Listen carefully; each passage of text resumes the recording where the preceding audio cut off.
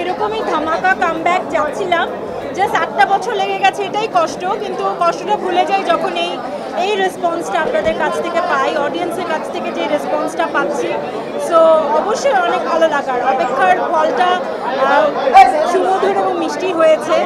So খুব ভালো লাগছে। শাকিব খানের সাথে এক্সপিরিয়েন্স অনেক ভালো ছিল, আমি অনেকবারই বলেছি উনি অত্যন্ত ভালো অভিনেতা, সেই সাথে খুব ভালো এবং মজার মানুষ।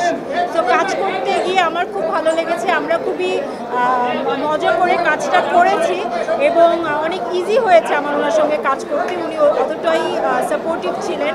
সো ইজি হয়েছে বলেই আপনারা কিন্তু আমাদের রসায়নটা স্ক্রিনে দেখতে পেয়েছেন, আপনারা সবাই বলছেন যে আমাদের দুজনকে একসাথে দেখতে খুব ভালো লেগেছে, জাস্ট বিকজ যে আমাদের মধ্যে মানে আমাদের মধ্যে ওই ইজিনেসটা ছিল, কারণ আমরা অনেক কথা বলেছি, গল্প করেছি, মজা করে কাজটা করেছি।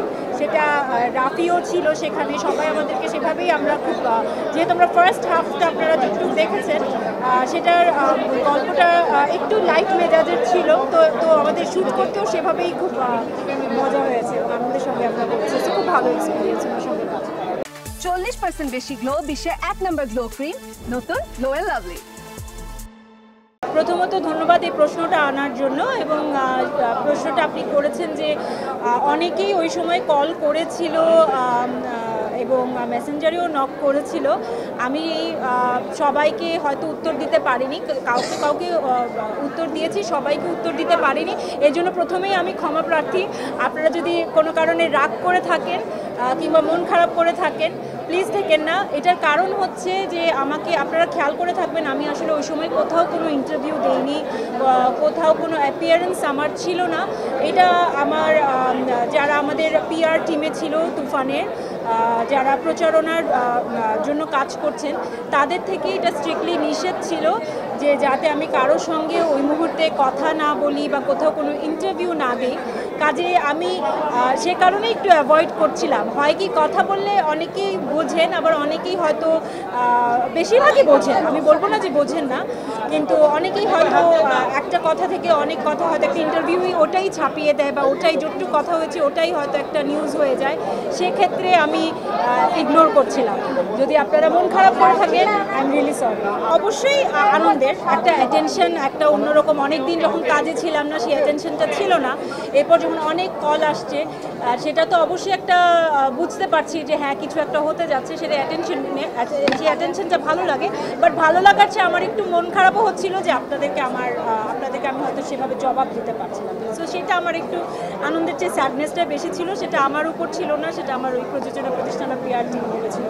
আমি এখন আর সেই ব্যাপারটা নিয়ে কখনো অন্য সময় আলাপ হবে, এই মুহূর্তে এই সেটআপে আমি সেটা নিয়ে আলাপ করতে চাচ্ছি না। আর রেকগনাইজের যে কথাটা বলছেন এতটুকুই বলবো, সেটাকে আমি আসলে সেটা অন্য একটা গল্প ছিল, সেটা আসলে আমাকে বলা হয়নি যে ফিল্ম আকারে রিলিজ পাবে, কাজে আমি ওটাকে ওভাবে গণনা করি না। পরবর্তীতে আমার আসলে জানাও নেই যে সেটা আসলে আদৌ কোনো ফিল্ম আকারে কোনো হলে রিলিজ পেয়েছিল কিনা। সো ওই বিষয়ে আমরা কখনো অন্য সময় আলাপ করব। এই সিনেমার ক্ষেত্রে অবশ্যই আশা করছিলাম, যেহেতু Raihan Rafi is a hit machine director বলা হয়, উনি ব্যাক টু ব্যাক ওনার সিনেমাগুলো বেশ সফল হয়, এবং অফকোর্স সবচেয়ে বড় বিষয় হচ্ছে শাকিব খান রয়েছেন এই সিনেমায়। সো এটা হিট হবে এটা জানতাম। আয়নাবাজির সময় আসলে আমরা কেউই, শুধু আমি না, আমরা কেউই আসলে অতটা প্রত্যাশা করে কাজ করিনি। আমরা সবাই বুঝতে পারছিলাম যে কাজটি ভালো হবে, কাজটি করতে আমাদের ভালো লাগছে, সেই জায়গা থেকে করেছি। বাকি পুরোটা যা হয়েছে সেটা তো ইতিহাস, এটা আমাদের প্রত্যাশার বাইরে ছিল। তবে তুফান নিয়ে প্রত্যাশা ছিল। আমি তো কখনোই ডুব দিতে চাইনি ভাইয়া, আমি সবসময় নিয়মিত থাকতে চেয়েছি, কিন্তু ওই যে কাজ ওরকম হতে হবে যেটা সবসময় তুফান সৃষ্টি করবে। চেষ্টা করব যে নিয়মিত থাকার, এবং আশা করব যে যারা আমার শ্রদ্ধেয় পরিচালকরা আছে তারাও আমাকে মনে রাখবেন এবং কাজ করবেন। ফ্যামিলি এবং ফ্রেন্ডসরা তো অনেক খুশি। আমার হাজব্যান্ডও এসেছে আজকে, আম্মু আসার কথা ছিল, পরে আম্মু আর আসেনি আজকে।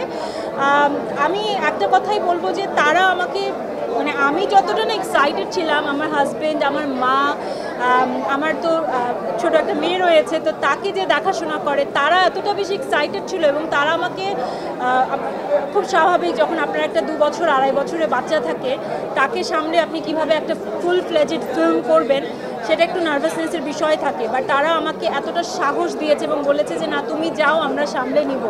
সো আমি আমার পরিবারকে অনেক অনেক ধন্যবাদ জানাতে চাই, আমার হাজব্যান্ডকে, আমার মাকে এবং আমার পিচ্চিকে যে দেখাশোনা করে, ওর নাম মিলি, তাকে, যে ওরা আমাকে সাহস দিয়েছিল বলে আমি সাহস নিয়ে নামতে পেরেছিলাম এবং কাজটা করতে পেরেছিলাম।